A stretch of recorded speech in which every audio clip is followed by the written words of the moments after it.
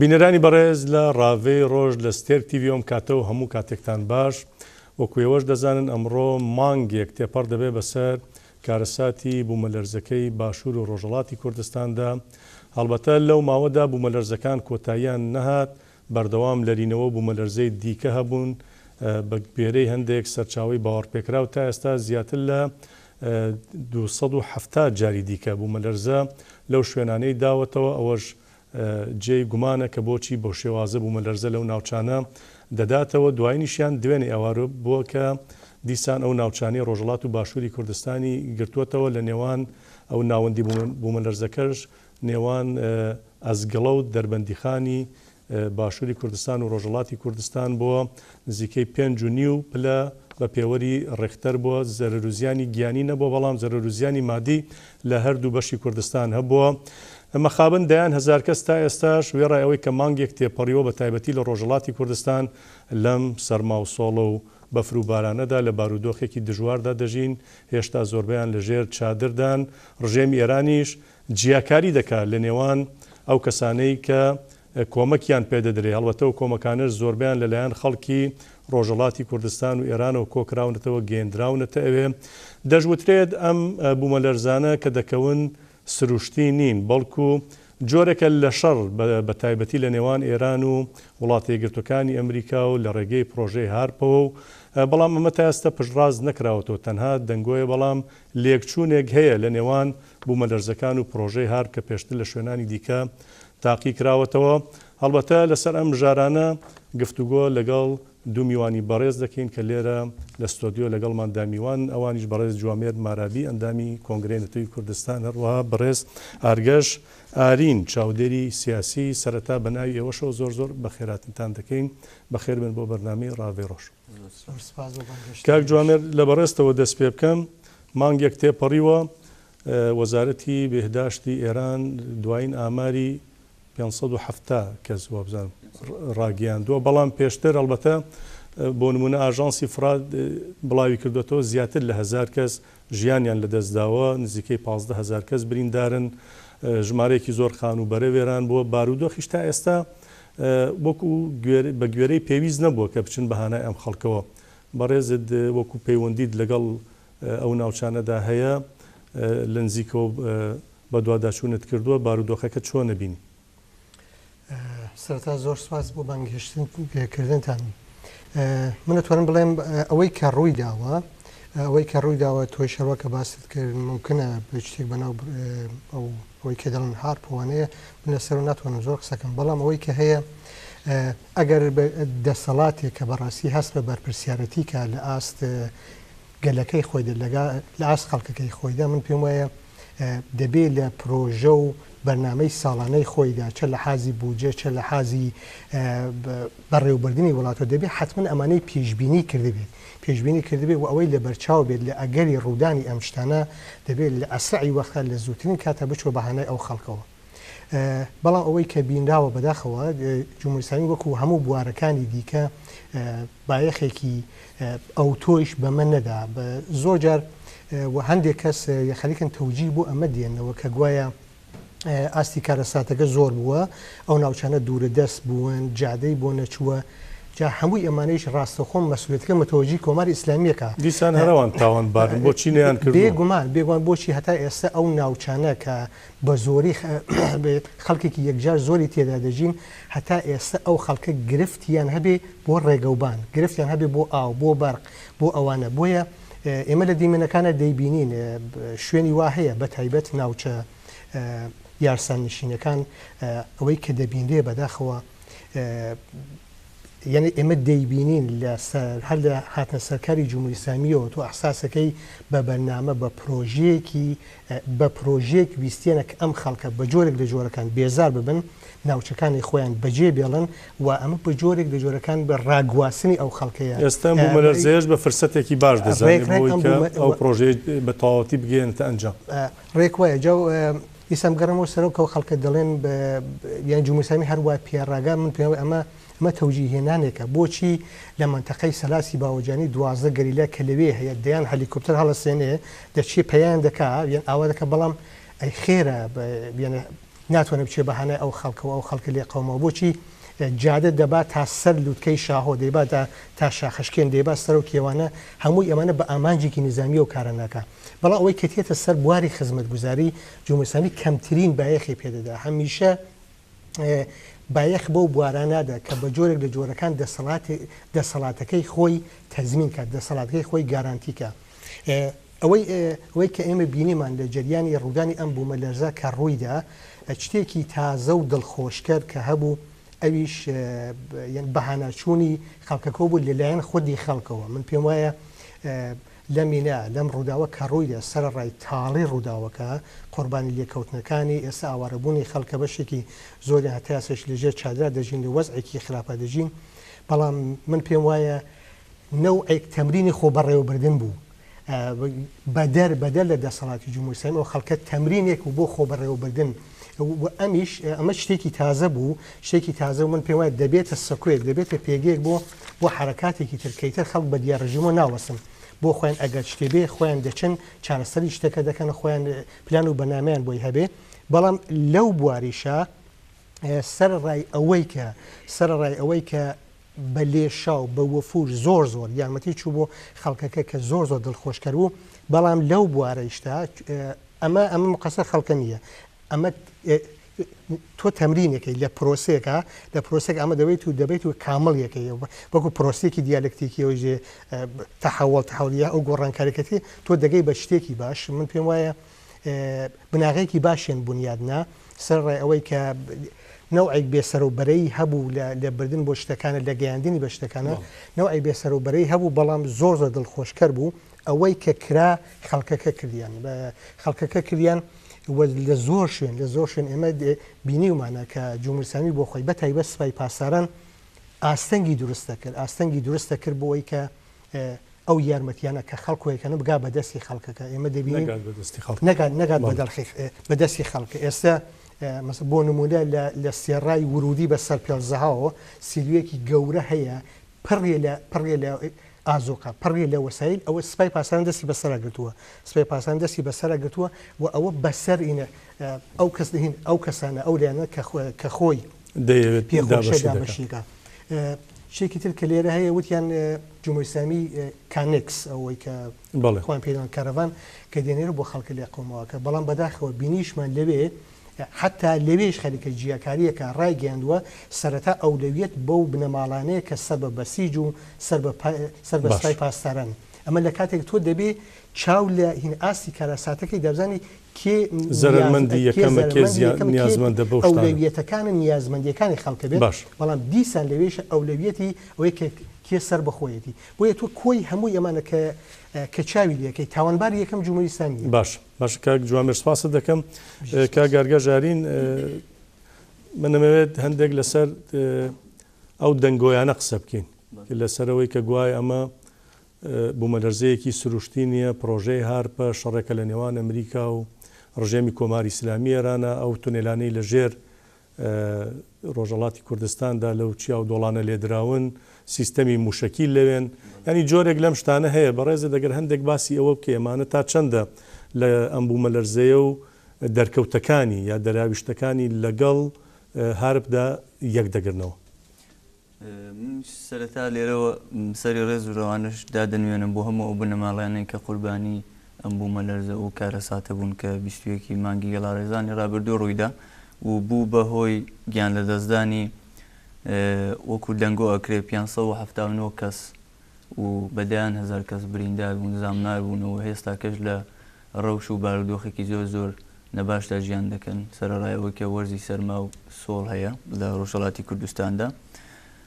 بێگومان ئەمانە هەمووی لە چوارچێوەی دەنگۆدان ینی مرۆڤ ناتوانێت سەدەی وەکو تەسبیتی بکە یان پشڕاستی بکاتەوە کە شتێکی ئاوها ڕوویداوە بەڵام لە چوارچێوەی نیشانەکانی ئەوەی کە وەکو با بڵێن هارپ چییە و نیشانەکانی چییە زۆر لەم بوومەلەرزەیە مرۆڤ دەتوانێت بیبینیت کە شتێکی چەندە سروشتیە یا چەندە سروشتی نییە ئەوەی کە پاش لەرزەکانی 470 جار تا ئێستا تەسبیت کراوە پشڕاست کراوەتەوە شتێکی ئاسایی نییە لە زۆربەی شوێنەکانی جیهان بوومەلەرزە ڕوویداوە بەڵام بێگومان نەگەیشتە ئاستێکی ئەوها با بڵێن زۆر 470 جار پاش لەرزەی من لە هەبێت پێشەکی بەرنامەکەوتم 470 زیاترە 470 جار تا ئێستا پاش لەرزەی بوو ئەم پاش لەرزەکانیشی تەنانە دەگاتە پلەی 5.3 یانژی 5.4 شتێکی ئاوا ینی پاشگەرەکانیشی پاژەرەکانیشی تەنانەت ئاسایی نین و هەندێک بەهێزن ئەوەی کە بۆ نمونە یەکێک لەو نیشانانەی کە لەگەڵ خەڵکی ئەم پارە دوو پارێزگای ئیلام و کرماشان لەگەڵ کۆنتاکتا بووین و قسە کراوە بە سەدان هەزار کەس شاهیدی ئەوە بوون یەکێک لەوانەوەیە کە سەر گێژە و سەر سوورمان و با بڵێن سەر ئێشێک بەر لەوە کەشتەکە ڕوویدا چەند خولەکێک بەر لەوە کەشتەکە ڕوویدا لە ناو گەلا بینراوە و هاوکات لەگەڵ ئەوەیشە دڵ لە ژێڵەوە هاتن با بڵێن ڕشانەوە و تێکچوونێکی ئاوا لە ناو گەلا بووە و هاوکات لەگەڵ ئەوەیە ڕەشەوق و ڕووناکایەکی زۆر کە چەندین دیمەنی هەیە بە ڤیدیۆ ئەمانە سەبت زۆریش قسەم کردو بە ڕێزیشتان لەوانە تا قسەتان کردوێ لەگەڵ خەڵکیەوە ناوچانە ڕاستە تاکید دەکەنەوە دەڵێن شتێکی وا هەبوو بەڵێ لەسەر تۆرە کۆمەڵایەتەکان هەیە تەنانەت لەسەر یوتیوبیش زۆر بینراون کە ئاسمانی ئەو ناوچەیە ئەو دوو پارێزگی ئیلام و کرماشان چەند خولەکێک بە لەوە کەشتەکە ڕووبدا وەگەوەی کە بە ڕۆژ وەگەوەی کە بە شەو ببوورە بە شەو ڕۆژ دەرکەوت بێت تیشق و ڕووناکایەکی ئەوها بەدی دەکرێت ئەبیندرێت و چەند خولەکێک دوایەوە بوومەلەرزەکە دەست پێ دەکات و نیشانەکانی ئەوەی کە هارپ چییە بۆ نمونە هەوەک و ئاماژەمان پێکرد ئەو تێکچوونی با بڵێن فیزیکی لەشە لە ناو خەڵکا کە بینراوە ئەمانە ئەبێتەوە و هارپ ئەوەی کە وەک ئاماژە پێکرا پرۆژەیەکی ئاوهەیە کە 11 کیلومتر و 4 کیلومتر لە پانایە لە 4 گۆشەی حساب بکەین و بازنەیەکی 140 کیلومتری ئەمانە هەمووی ئەتوانێت دەنگۆیەکی ئاوا گومانێکی ئاوا لای مرۆڤ چاکە بۆ نمونە لە پارێزگای ئیلامەوە تا سەرپێڵی زەها و 148 کیلومترە و بازنەی هارپیش بێگومان 140 کیلومترە و بەهێزی بوومەلەرزەکە لە ناوچەیەکی ئاوها شاخاویدا بێگومان هەمومان لە ڕۆژهەڵاتەوە هاتوین و بە جۆغرافیای ئەم وڵاتە شارەزاییمان هەیە ئەزانین شاهۆ و داڵاهوو ئەو ناوچەی کرماشان و ئیلامی ڕۆژهەڵاتی کوردستان بەهۆی هەبوونی ئەوەنە چیا و کێوی بەرز و بەهێز زەحمەتە ینی بەهێزێکی ئاوا بوومەلەرزێکی ئاوا ڕوودات بە ئاستێکی 7.3 لە هەندێک شوێن چیاکان جیا بوونەتەوە لێ بۆ نمونە ئەروەک بەڕێز داماژەت بە پرۆژەی دەشتێ زەهاو کرد کە 20 ساڵە لەلایەن کۆماری داگیرکەری ئێرانەوە پرۆژەیەکی ئەو تونێلانەی لێ دراون لە ژێر زەویە پرۆژەیەکی 20 ساڵەیە و بە 100 میلیۆن ئەورۆ دۆلار یان شتێکی ئاوای سەرفی ئەو پرۆژەیە کردووە بە ناوی ئەو کێشان بێ ئەو ڕاگوێستنەوەی چۆمی ڕووباری سیروان بێت یا شتێکی ئاوا بێت بەڵام چەندە ئەمانە ڕاستن بێگومان هەبوونی موشک یا با بڵێن فیزای باڵستیک لەو شوێنە بۆ پاراستنی خۆی و لە ڕۆژهەڵاتی کوردستانەوە ئەم خەت و بازنەیە کە خۆی لە خەونەکانی پەرەپێدانی چۆن عوسمانیەکان پەرەپێدانی خەونی خۆیان هەیە ئێرانیش وەکو سەفەویەت پەرەپێدانی خەونی شیعە ئیمپراتۆری لە ناوچەکەدا هەیە لە هەموو ڕۆژهەڵاتی ناوین ئەوەشی کە زۆر جادەوتە هیلالی شیعی هەلالی شیعە ڕێک ئەم هیلالە شیعە ئەکەوێتە ڕێک ئەو دوو پارێزگای ئیلام و کرماشان کە لەوێشەوە 3 مانگی ڕابردوو بۆ گەهاڵان نەبوون چەند فیزان چەند موشکیان ئاراستەی شای دەرزوو کرد ڕاست ئەو کات لەژێر دەستی داعشدا بوو بەڵێ موشەکەکان ڕێک لەو شوێنانەوە هاتوونەتە دەرەوە لە ژێر خاکەوە ئاراستەکراون بۆ شوێنەوە نادراون بەرەوە شوێنە کە بوومەلەرزەکە لەوێ ڕوویدا پاش ئەوەش ئەو موشەکانە لەوێش بوومەلەرزەکە ڕوودەدا سەرنجڕاکێش ئێستا لە هەمان شوێن ئەم تونێلانەی کە 6 کیلومتر بە خۆڵایی 6 کیلومتر بە درێژایی 6 کیلومتر لە عەرزا خەریکی لێکۆڵینەوە و لەناو هەمان تونێلانە بەدایان تونێلی کەی لێ هەڵەگۆشێتەوە دەکرێت ینی مرۆڤ دەتوانێت گومانێکی ئاوای لەسەر لاوە چاک ببێت کە 140 بۆ 45 باسکی عسکەری یان نظامی قووەتی ئێران لەژێر ئەرزەوە لەو ناوچەیە لەو دەوەرە خەریکی لێکۆڵینەوە ئەوش بۆ حکومەی کە زیاتر بڵێن بۆ تهدیدکردنی ئیسرائیل و ناوچانە لەوێ نزیکترین شوێنە بێگومان بەڕێزی ژاماژەی پێکرد بۆی کە چەندە بەهانای خەڵکەکەشەوە چن من مژارێکی لێرە بەلامەوە زۆر گرنگ بوو کە بێن مەسەر زمان خۆ بەڕێخستنکردنی گەل بۆ یەکەم جار لە ڕۆژهەڵاتی کوردستان ڕەنگە نەکتوانێت مرۆڤ بڵە بۆ یەکەم جار بەڵام ئەم جاران زۆر سەرنجڕاست شێشتر و جیاوازتر بوو لە جارەکانی کە لەناو 20 کاتژمێرە گەل ئەو نەتوانی بەڕێکوپێکی خۆی بەڕێخستن بکات و یارمەتەکان بگەێنێت ئەو شوێنەی کە بوومەلەرزەکە و ڕووداوەکە لێ ڕووداوە ئەمە ئێرانی عاجز کرد یعنی ئێرانی تووڕەکرد لەوەی کە گەل ئەوەنە گەلێکی زیندویە توانێت خۆی بەڕێخستن بکات لە ئەزمونونەکانی ڕۆژاوای کوردستانەوە ئێستا بۆتە خاوەن ئەزمون دوایەوە کە داخوێنی یا بانگەوازی کۆدار کرا و هەندێک لایانی دیکەی سیاسی کە ئێوە دەوڵەت بە فەرمی لێ هەمەناسن لەبەرەوەی دەوڵەت یارمەتەکان نەوەکو نانێرێت بۆ شۆنی ڕووداوەکان تەنانەت ئاستەنگیەکە و بەدایان بەڵگە و دیمەن هەیە کە نادراوە بۆ هەشتی شعبی و بۆ دێرەزۆری ڕۆژا سووریا تەنانەت یارمەتی گەل لەوێ دزراوە بە شێوەیەکی ئاشکرا با بڵین نەتوانین شتێکی ئاوا بڵین گەل کە لەوێ خۆی بەڕێخستن کە توانی ڕێک بە خۆی بەدەستی خۆی یارمەتەکان بنێرە بۆ ئەو شوێنانەیە و ناوچە و دەوەرانێک کە ومەلەرزەکەی لە ڕووداوە ئەمە تووڕەی ئێرانی گاڵۆشاوە بەڵام لەسەر ئەمەیکەم پرۆژەیە چییە لە ژێر ئەرزەوە ئێران خەریکە 20 ساڵە چیەکە لە پرۆژەی دەستی زەهاو یا سەرپۆلی زەهاوی کە لە سەلاسی باوەژانی و نەوسود و پاوە بەم لاوە دەست پێ دەکا چوونی خامنەی بۆ یەکەم جار لەوێ بۆ ئەو شوێنە دوایەوە کە ڕووداوەکە ڕووداوی زۆرێک لە کار بەدەستانی ڕۆحانی بۆ خۆشیان چوونە ڕۆحانی بۆ خۆیە چێ خامنەی بۆ خۆیە چیە و ئاستەنگەکانی کە ئەتلاعات و سوپای داگیرکەری بە تایبەت ڕۆژنامەوانان کە ڕێگەیان نەدەدا بچن دیمەنەکان بگرن لەو شوێنانەکە بە تایبەتی ئەزگڵە لە ئەزگڵە و دەوروبەری ئەو تونێلەی کە لە نەوسود و دوعاوە دێت ڕاست لە ژێر ئەزگڵەدایە سەرنجڕاکێشیشە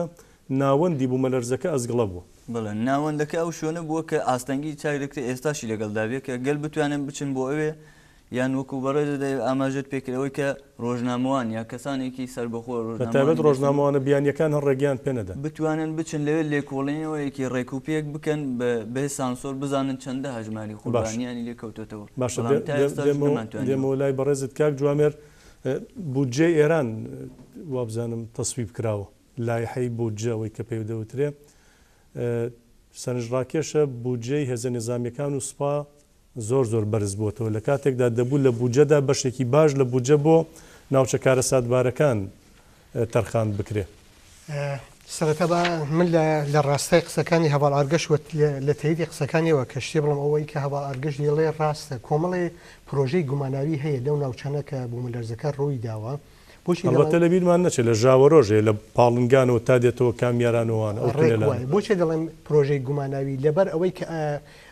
بە دووری پەنجاب هەتا 100 کیلومتر کەس بۆی نییە تۆخنی ئەو ئینانە بکەوێت ئەو ناوچانە بکەن نزیکی ئەوێ بکەوێتەوە نە ئەکسی لێ هەڵبگرێ نە فیلم بەدار هیچ کەسێک بۆی نییە نزیکی ئەو شوێنانە بکەوێتەوە ئەمە بۆ خۆی گومانەکە زۆر زیاد دەکات بۆیە هەمووی ئەمانەی دیسان گومانەکە زیاد دەکات و جمهوری ئیسلامی سابقەی هەیە لەم شتانە ئەگەر لەبیرتان لەسەر پرۆژە ناوکیەکانی هەموو ئەو چاودێرانی ئاژانسی نێونەتەوەی کە ڕۆشنی ئێران وتیان ئێران هیچ مشکلێکی نییە دواتر ئەوە مجاهدینی خەڵق بوو هەرچە نەبێت لێرە ڕێکلام بووان لەیان لە ئۆپۆزیسیۆنی ئێران ڕێکەوەی دیمەنەکانی بڵاو کردەوە ئەوەی کەشکۆ دیمەنە کە بەڵێ جمهوری ئیسلامی لێ بنەوە خەریک پرۆژێکی گەورەیە لە نەتەن زوانە بوو بەڵێ بۆیە دەڵێم کە یەنە هیچ بەعید نییە کە ئەم پرۆژانە جمهوری ئیسلامی بەڕێوەی بێت لەسەر بودجێ ئێران بەڵێ ڕاستە ئێستا بە جێگەی ئەوەی کە ئێستا هەربا کە تو چاویلەکەی لە بەشێکی زۆر لە مناتقی ئێران لە سیستان و بەلوچستان لە کوردستان لە شارە کوردنشینەکان لە جنوبی ئێرانەوانە بەشێکی زۆر لە خەڵکەکە مشکڵی قوتابخانەیان هەیە مشکڵی بژێوی ژیانیان هەیە مشکڵی بەڕێوەبرنی ژیانی ئاسایی ڕۆژانەی خۆیانیان هەیە بەڵام لە بودجەی ساڵی ئایندەی ئێران کە دەکاتە ساڵی 1397 هەتاوی ئێران جمهوری ئیسلامی لە زمانی دەوڵەتی پێشوا دەوڵەتی ئەحمەدینژاد کە شتێکیان تەرحێکیان تەین کرد بە ناوی یارانەکان هاوکاری دەوڵەت بۆ خەڵک بەڵێ ئێستا ئەو یارانیان بڕیوە یانێ لە بودجەی ساڵی داهاتووە 30 میلیۆن خەڵک یارانیان پێنادرێ و 30 میلیۆن یارانە نادەن بە خەڵک بەڵام لە پاڵ ئەوە بودجەی وەزارەتی ئەتلاعات کە بە پێی سەدان و هەزاران بەڵگە و دەکومنت لە سەراسەری دنیا دەستێکی تێکدەرانەیە ئەوەی لە سەراسەری دنیا یان شتێ ڕووەدا ئەگەر تۆ لێ بکۆڕێتەوە بچیتە بنجوبنەوانەکەی بە جۆرێک لە جۆرەکان سەرەکەی دەچێت یانە سەرەکەی ڕەتی بە جمهوری ئیسلامی و هەیە بودجەی وەزارەتی ئەتلاعات لە سەدا ساڵی پێشوو 9 بووە ئێستا بەرزوەتەوە بۆ سەدا 13 و لە پاڵ ئەوەدا بودجەی سپای پاسداران ئێستا بۆ ساڵی داهاتوو 16,000 میلیارد تمەنە یانێ لە کۆی گشتی بودجەی ساڵی داهاتوو 16,000 میلیارد تمەن ئێستا بە تمەن حساب دەکرێت نەک بەڕیاڵ بەڵێ تمەن بە فەرمی بۆ لە کۆی گشتی بودجەی ئێران لە سەدا 33 تەرخان کراوە بۆ سپای پاسداران یعنی ئەمە هین ئاماژێکی زۆر گەورەیە لە ساڵی داهاتووە لە ساڵەکان داهاتووە جمهوری ئیسلامی هیچ پرۆژە و بەرنامێکی بۆ ئاوادانکردنەوە بۆ خزمەتگوزاری بۆ خەڵکەکەی نییە ئامانجی زیاتری جمهوری ئیسلامی بۆ کاری تێکدەرانە بۆ خراپکاری بۆ تەقینەوە بۆ بوارە سەربازەکەی کەمانە تەرخانەکە و هەمووی ئەمانەش لە ڕاستای ئەو سیاستەیە کە خۆی پێ دەڵێ نادنە دەرەوەی ئینقلابی ئیسلامی خۆی پێ دەڵێ سدووری ئینقلاب لە سەراسەری دنیا و کە دەیبینین بەداخەوە لە سەراسەری دنیا خەریکە دەخەڵەت. باشە کاگەرگەژەندێک باسی ئەو پرۆژەی گوایە گواستنەوەی کۆماری ئیسلامیێران بەرپرسان ئەگەر لیان دەپرسن ئێوە چی دەکەن لە ناوچەکانی کرماشان و کوردستان و هەورامان و زەهاو دەڵێن ئێمە پرۆژەی ئاودێری دەمانەوێت دەشتە وشک و پانوبەرینەکانی کرماشان و زەهاو بە ئاوی ڕووبارەکانی هەورامان پاراو بکەین. بەڵام لە ڕاستیدا مرۆڤ پێچەوانەکەی دەبینە ینی وێڕای ئەوەی کە ژینگەکە وێران دەکەن وێڕای ئەوەی کە کارەساتی وەکوم بوومە لەرزە ژەڵبەتە لە نێوان دوو کەواندایم بەگومانەوە هێشتا دەڵێن لێ دەکەوێتەوە گریمانەگەر ڕاستیش بێت دەوترێمە تاڵانکردنی سەروەتی ئاوی ڕۆژەڵاتی کوردستانە و ئامانج لێ ئەوەیە بەرەو کەویر بەرەو بیابانەکانی ناوەڕاستی ئێران ببرێ. بێگومان کۆماری سێدارەی ئێران با بڵێن جوانتر ئەم وشەیە لەگەڵ کردەوەکانی ئێران ڕێک یەکتر ئەگرێتەوە هەر لە سەرەتایدا مەزاندنیەوە هەتاوەکو ئێستا بە هیچ شێوەیە و بە هیچ جۆرێک ڕحمی بە سروشتی سەر ئەرز و بنئەرزی ڕۆژهەڵاتی کوردستان یا کوردستان نەکردووە. بە سەدان نمونەمان هەیە بە دانانی سەد بەناوی پرۆژەی جیاواز ئاوی کوردستان سروشتی کوردستان و دەوڵەمەندەکانی کوردستان ڕاگوێزێتەوە بۆ شوێنانێکی دیکەیە تەنانەت بەتاڵانیە بن. ئەم پرۆژەی ئاوانە زۆربیان کە لە باکووری کوردستانیش دەستی پێکردەوە بە داگیرکەری تورکیەوە زۆربیان سروشت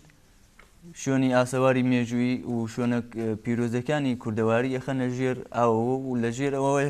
لە هەمان کاتیشەوە کە بەناوی پرۆژەی ئاو گواستنەوە هەدەفێکی سیاسیشیانێ ئەم ناوچانەی کە زۆر شاخاوین و شوێنێکی استراتێژیکن بۆ پاراستنی ڕەوا با بڵێن بۆ بەڕێوەبردننی شەڕی پاراستنی ڕەوا لە دژی داگیرکەران هەم لە باکووری کوردستان هەم لە ڕۆژهەڵاتی کوردستان بەناوی پرۆژەی ئاو گواستنەوە و گویا هەندێک شوێن ئاوی پێویستە و ئەمانە ئەم سەدانە کە دانێن زۆربیان ئەو ناوچە شاخەوانە و استراتێژیکانێک کە گریلاکانی پاراستنی کوردستان لە هەموو بەشەکانی کوردستان بۆی کە بتوان خۆیان دەوێت بەزیە بکەن ئەم پرۆژانە لەوە سەرچاوە دەگری هیچی کردەوەیەکی مرۆڤایەتی لێ ناوەشێتەوە بۆی کە تۆ بڵێ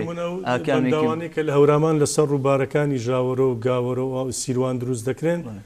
ینی هیچ سوودێکی بۆ خەڵکی هەورامان نییە ینی لە خەڵکی هەورامان چی لەو ئاوا بکە کە گل دەدرێتەوە بێژگە لە زیان وەکو سەرچاوی بڵ کە سەرچاوەیەکی تر مێژووی و گرنگ و ئاوێکی خاوێنی هەبوو لە ئاستی دنیادا دەبێ بەژێرەوە ینی ئامانجەکان خۆیان ینی وا دەردەکەوێت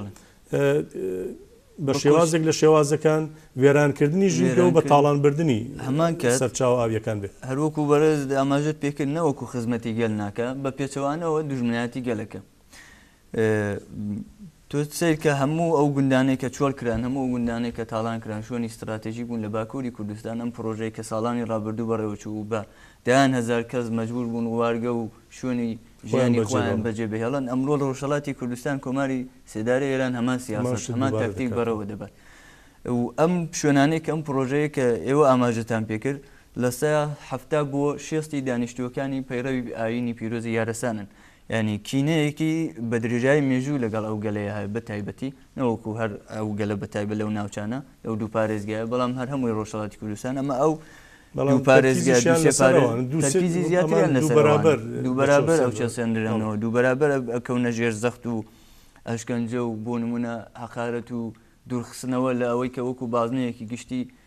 وەکو چۆن با بڵێن لە کۆمەلگای ئێرانە کەسی 1 و 2 و 3 هەیە بەم شێوازە ڕێزبەندیەکرێن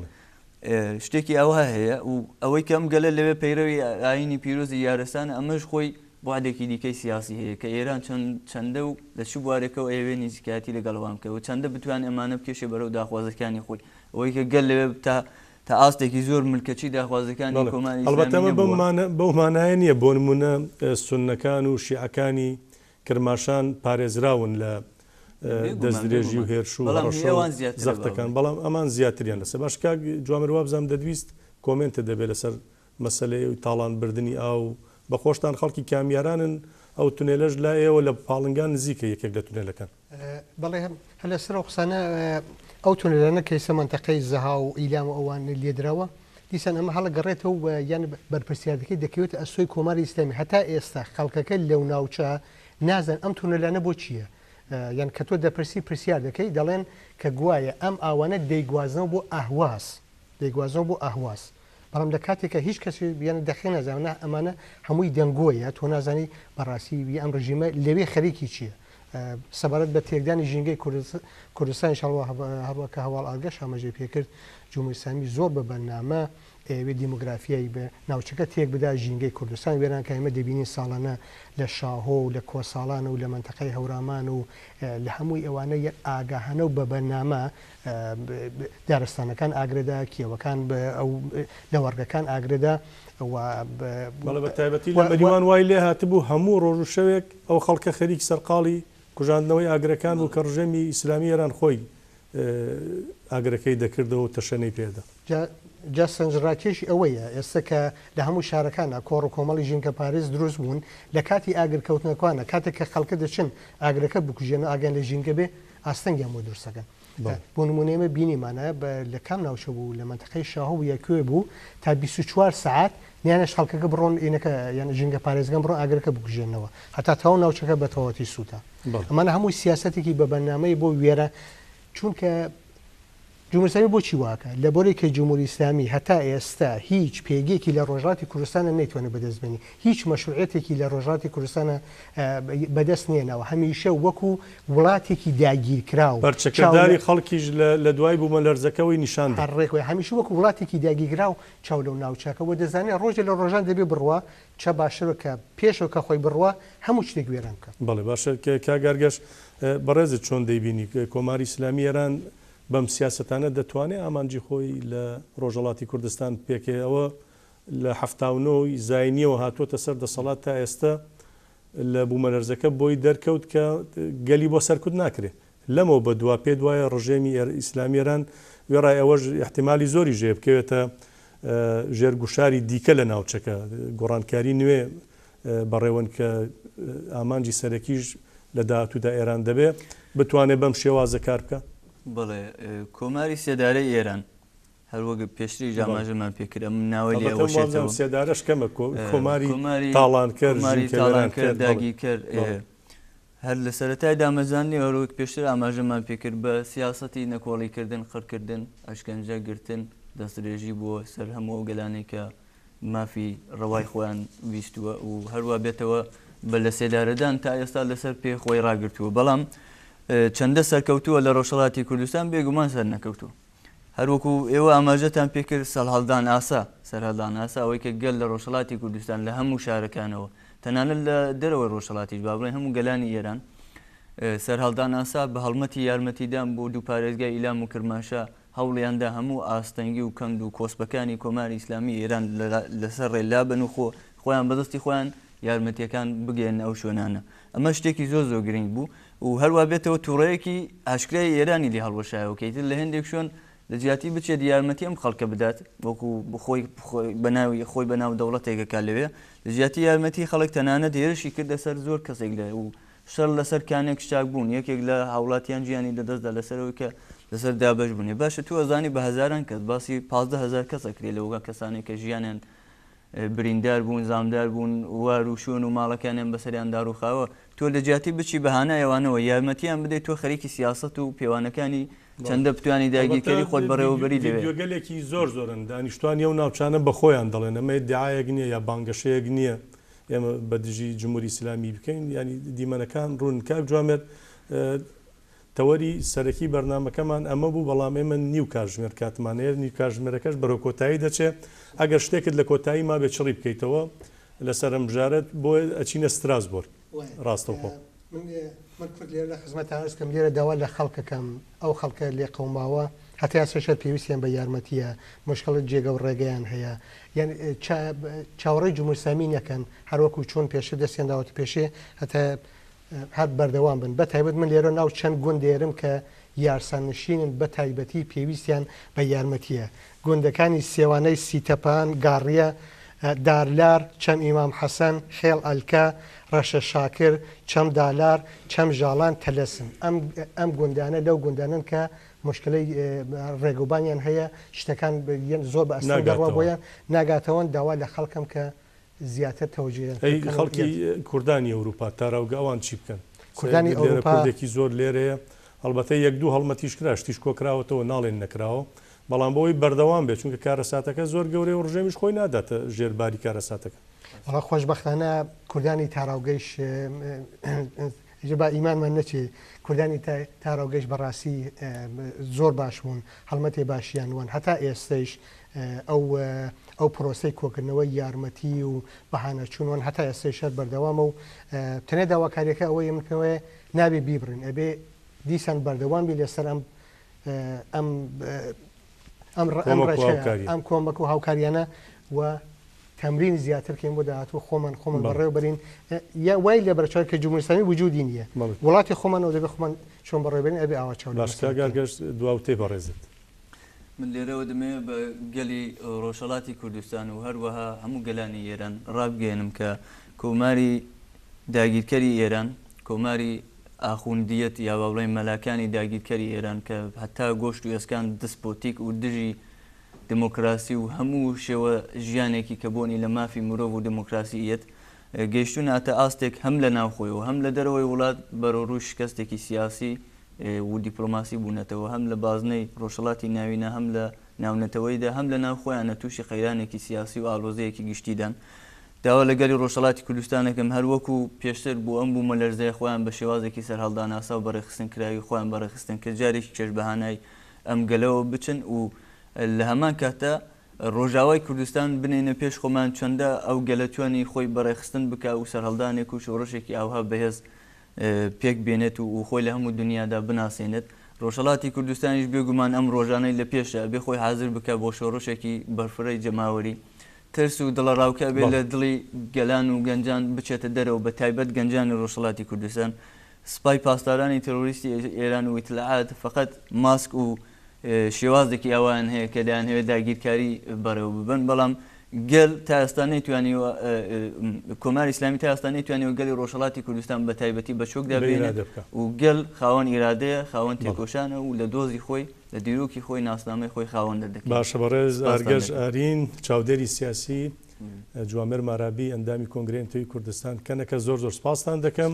کە لێرە لەگەڵماندا لە تەوەری یەکەم بەشدار بوون تەوەری دووەممان بینەرانی بەڕێز بە شێوازێکی زیندوو دەچینە ستراسبۆرگ لەوێ هاوکارانمان ئەو کار و چالاکیانە بۆ ئێمە دەگوازنەوە بۆ ئێوەشی دەگوازنەوە بە شێوازێکی زیندوو کە بۆ ئاسایش و ژیانی ڕێبەری گەلی کورد عەبدوڵڵا ئۆجەلان لەوێ ئەنجام دەدرێن ماوەیەکی زۆرە ئەو چالاکیانە بەردەوامن ئەمڕۆژ بە هەزاران کەس لەوێ بووین ئێستا بەرنامەکە ڕادەستی ماهیر ئامەد هاوکارمان لە ستراسبۆرگ دەکەین ماهیر دەم باش و کەرەمکەن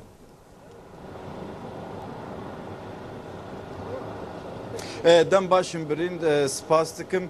بەێ وەک تێجیهانی زمان 51 ڕۆژ ئیرۆ پاش وێ خست چالاکیە ستراسبورگێ ئیرۆ بڕاستی ڕۆژێکی تایبەت بود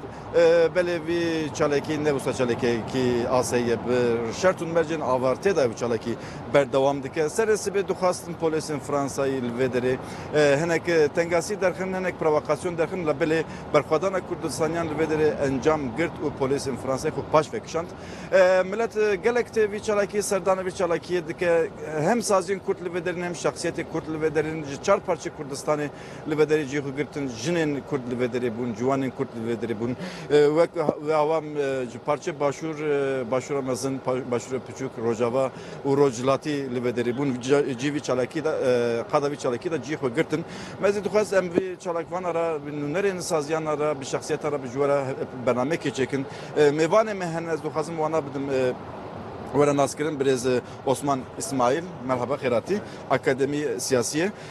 برێز نورسەل قرچ نونەریە ناونەتەڤیا تێڤگەرا ژنên کوردستان خێراتن و برێز زەردەشت نەسیمی بەردەرکێ ciwanên azad ji vî çalakî min jî xiratin sersan şijaba ez dixwazim birêz Nursel Qiliç dest pê bikim birêz Nursel Qiliç çalakî 51 roje berdewam dike îro hûn ji li vê derê bûn kurtasiyê hinekê ser îro hûn karin bisekinin îro taybetî nêzik bûna dewleta Fransa û yek hevdîtî jî îro hat çêkirin encama ew hevdîtînê hûn karin bi temaşa me pêşkêş bikin. Zor spas dikim. Ez dixwazim bi nêzîkbûna li hemberê çalakî dixwazim dest pê bikim. وەک هونج گوتنە ینی 51 ڕۆژە gelê Kurd li vê derê çalakiyê daye berxwedanekî mezin dide li hemberê devleta Tirk li hemberê faşîzma devleta Tirk û taybetî ji bo parçekirina sîstema tecrîta İmraliyê li çalakî daye nêzîkbûyîn îro ya polîsa Fransız nîşan dike ku konseptekî navnetewî li hemberê têkoşîna gelê Kurd heye konseptekî navnetewî li hemberê rêber hapo heye û îro bi vê êrişê dixwastin îradeya gelê Kurd dixwastin îradeya azad ê siyasî ya gelê Kurd bikişînin ama li berê çê nebû ji ber ku berdewam dike yani berxwedan hîn berdewam dike îro me baş dîtiye ku ev nêzîkatiyekî demdirêj e yani niha tecrit sistematik bûye li hemberê reberapo ev tecrit sistematik bûye û ev siyasetekî navnetewî ye siyasetekî yekîtiya Ewropa siyasetekî hêzin navnetewî li hemberê gelê Kurd îradeya gelê Kurd berdewam e ev nîşan dide îro em çi dikarin bêjin em dikarin bêjin ku bi vê nêzîkatî gelekî mavdar yani rexistinekî mavdar heye ama li hemberê mavdarbûna vê rexistinê vê gelê nêzîkatiyekî pir hişk dîsa dest pê kiriye dîsa polîtikayên îmhakirin polîtikayên nenazkirina îradeya gelê Kurd dest pê kirine û bu konseptekî mezintir niha dest pê kiriye hêzin navnetewî jî yekîtiya Ewropa jî baş dizane ku gelê Kurd xwedî têkoşînekî mavdar e gelê Kurd xwedî têkoşînekî mavdar ji bo azadiyê reberapo mavdar e ji bo wî jî em dixwazin fam bikin em dixwazin vê nêzîkatî fam bikin em dixwazin vê nêzîkatiyê nakokî ev nakokî em dixwazin fam bikin li Mûnekê da hêzê Kurd hêzin Kurd li hemberê Daişê li hemberê hêzin ku dixwazin gelê Kurd tune bike berxwedanê dane û Mûnekê da jî vê polîtikayê kriminalizê kirin vê polîtikayê reş kirin îradeya Kurdan reş kirin berdewam dike îro me vekirî dît yani me vekirî dît ku dîsa van hezan navnetewî van devletan Ewropê naxwazin vê îrade nas bikin naxwazin vê îrade nas bikin lê belê em dibêjin ku yani berxwedana gelê Kurd berdewam dike çar aliyê Kurdistan berdewam dike li Ewropa her derê ku Kurd hene berdewam dike û em bi çalakiyên xwe em têkoşînê xwe dirêj bikin em têkoşînê xwe bêdawî berdewam bikin سپاس دکم تماشاوان هێجا مینا مەگوت یان شخصیتی Kurd jî navî çalakî da jî xwe dikirin ji wan yek kesî Birêz Osman İsmaîl ji başûrê mezin Birêz Osman hûn tev li vî çalakî bûn çima ئێمە کە هاتوین تەبعەن لە چوارپارچەی کوردستانەوە و هاتوین بۆ ئێرە ماوەی دوو ڕۆژە لێرەین و بەیانی شەر بەردەوام دەبێت ئەمە پشگیریەکە هەم بۆ زیاتر پەرەپێدانی خەباتی کورد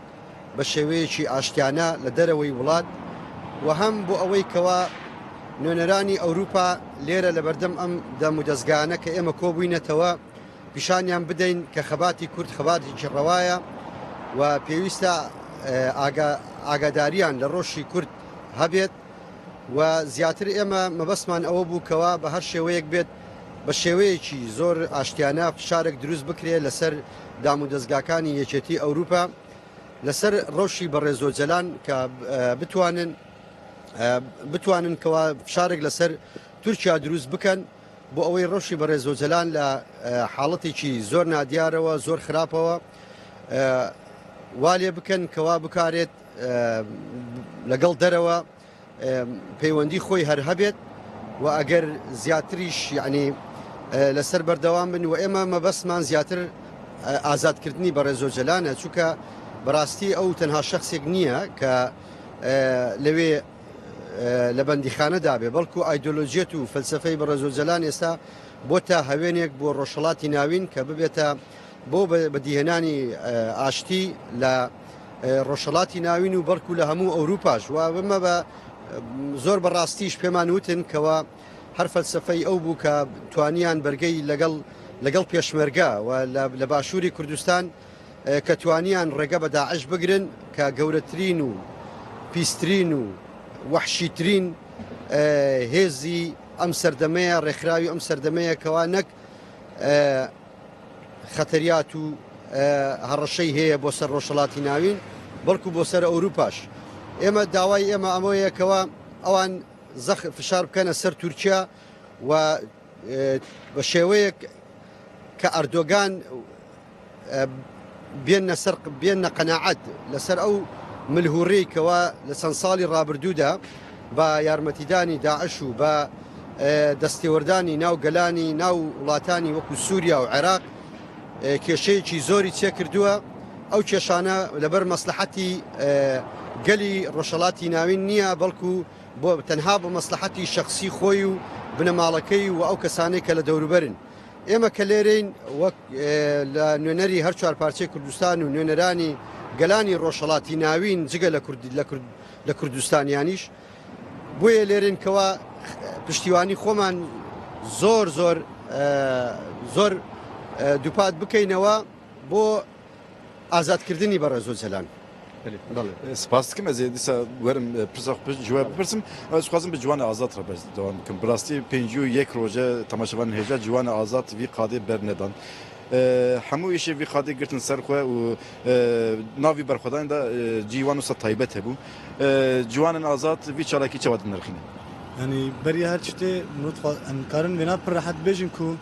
yani nêzîkatiya îro dewleta Fransa de nîşandan ku yani komploya nehê cotmehê dest pê kir îro jî berdewam e wek rêbera Pojî got komplo berdewam e û her çiqa diçe kûr dibe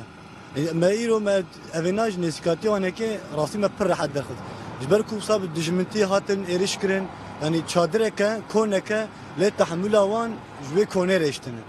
yani tiştê vir tê xwestin daxwaze weku wek ciwan wek jin wek gelê Kurd dibêjin em îrada xwe dixwazin xwedî derkevin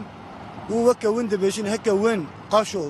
li vê derê derdora me hemû sazîne û ev sazî jî xweha pênase dikin dibêjin em mafê mirova diparêzin em saziyê mafê mirovan e lê mixabin yani tiştê got dibêjin û tiştê got pêk tînin qet hevdî nagire weke me destpêkê got yani ev nêzîkatî de xuya kirin ku komplo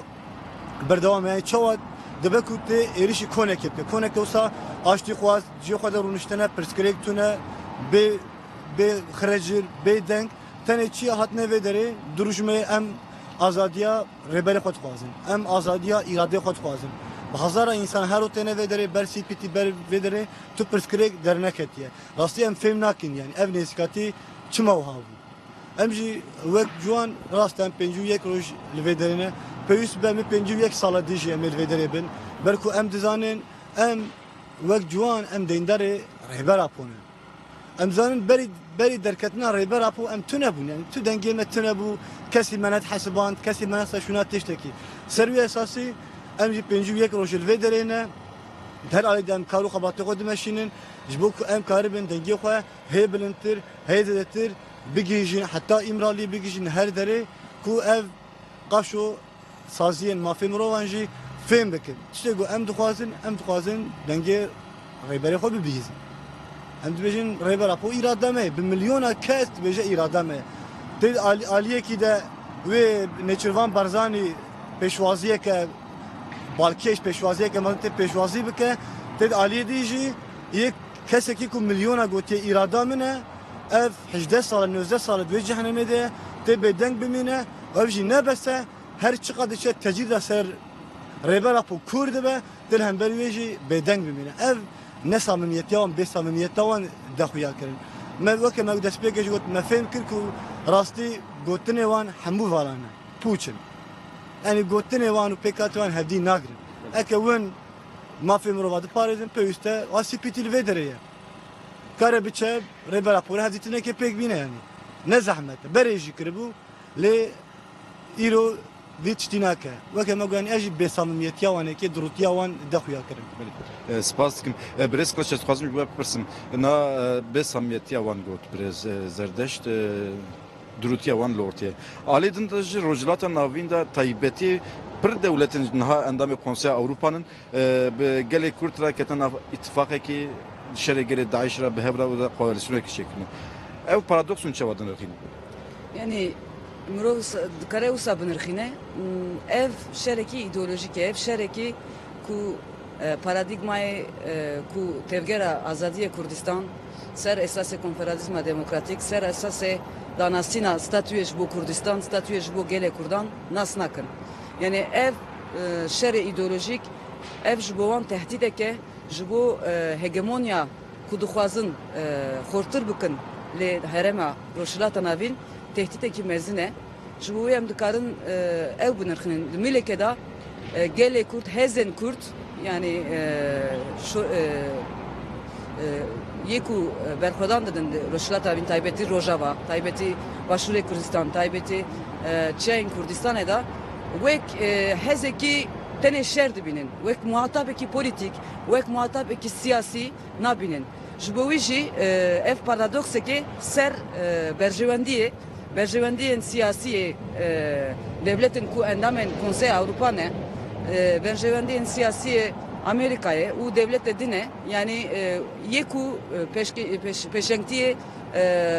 emperyalizm edikin yeku peşengtiye ezen moderniteye kapitalist edikin jboiji demileke da eri çender behevra yani ve koalisyon hareket dikin ama li dervaywi li saziyen fermi saziyen navnetevi yani pışkiriye yan demile devleta Türk dibin yan dijminin Kurdan dibin ev jî paradokseki pir mezine ev jî berjewendiye diplomatik e berjewendiye politik berjewendiye ekonomik berjewendiye leşkerî yani em dikarin wisa dirêj jî berdewam dikin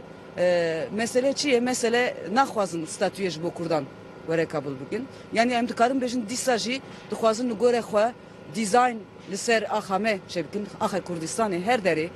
ser Başûr, ser Bakur, ser Rojava û ser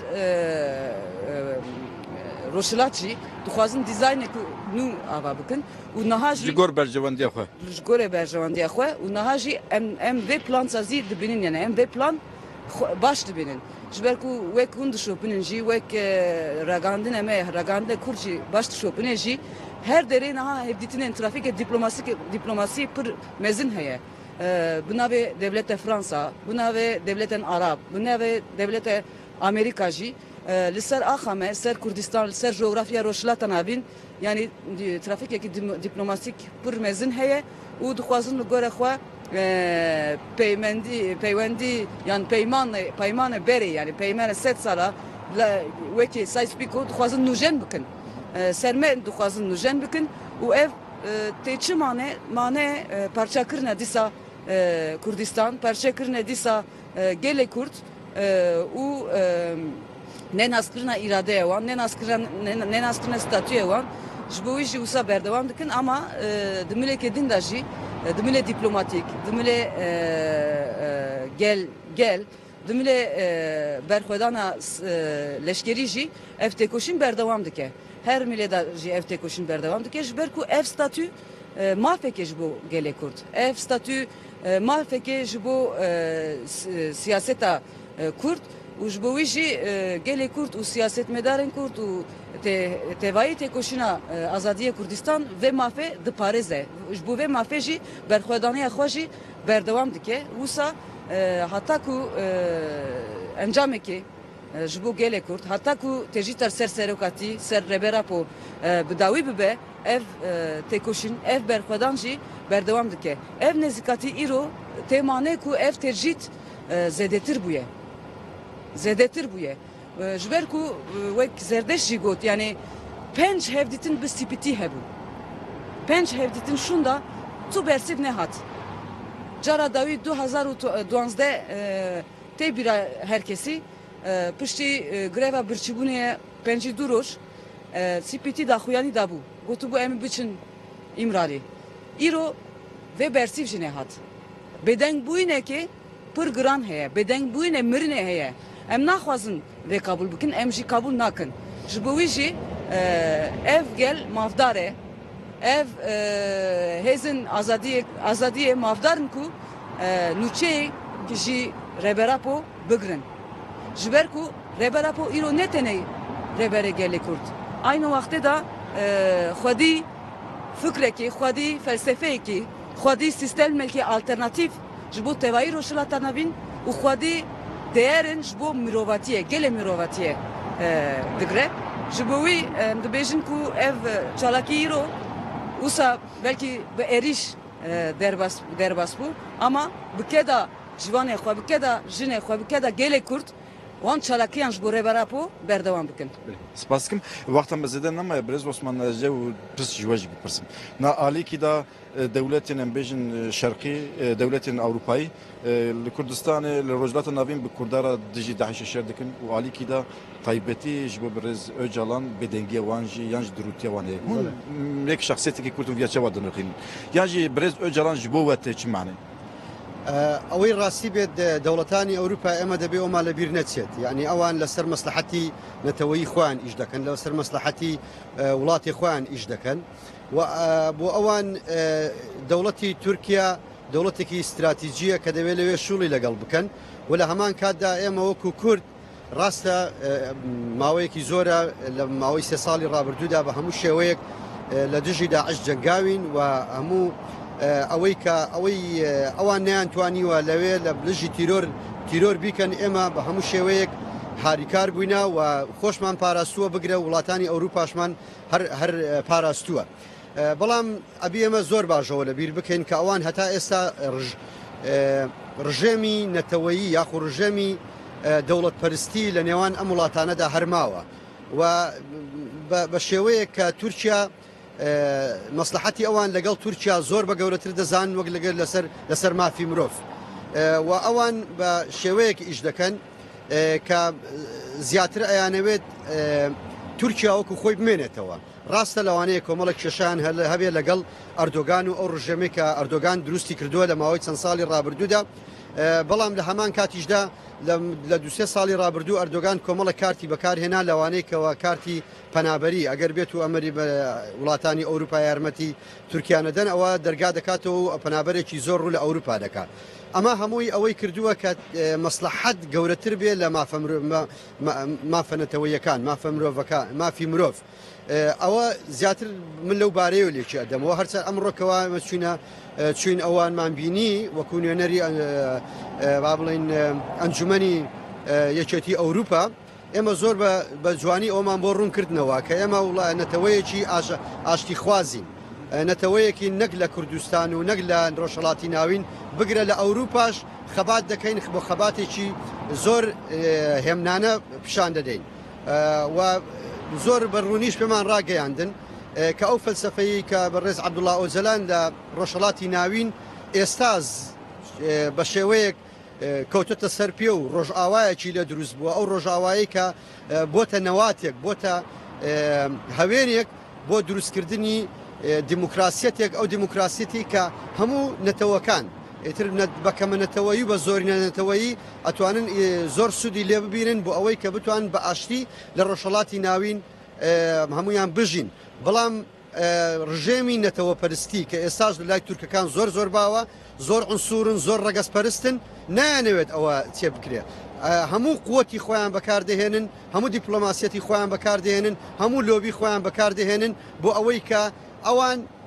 نەتەوەی تورک لەسەر حسابی نەتەوەی لەسەر حسابی کەمە نەتەوایەتەکانی تر لە ڕۆژهەڵاتی ناوی زیاتر بەرەو پێشەوە بڕوە و سوء الاستیفادە واتە ئیسلامیشان بە خراپ بەکارهێناوە بە مەسلحەتی خۆیان بۆ ئەوەی کەوا هەم شەڕ لە نێوان کەمە نەتەوایەتەکاندا دروستکەن هەم شەڕ لە نێوان کەمە ئاینەکانیشدا دروست بکەن تەنها لە پێناوەتی مەسلحەتی شەخسی خۆیان کە ئەمەش بەڕاستی دەبێ ئەوان باشتی بگەن ئەگەر هەر ئاوا بەردەوام بن نەک تورکیا ڕۆژهەڵاتی ناوین بەرەو خراپ بردەبە بەڵکو ئەوروپاش بەرەو ئاقارێکی زۆر خراپ دەبە پرسە منە داوی ئەمە کورتاسی چونکی وەختم زێدە نەمایە ji bo Birêz Öcalan vî rewşê derkeve çi bar dikeve gelê me taybetî ji başûrê mezin çi lazim e gelê başûrê mezin çêkin وڵا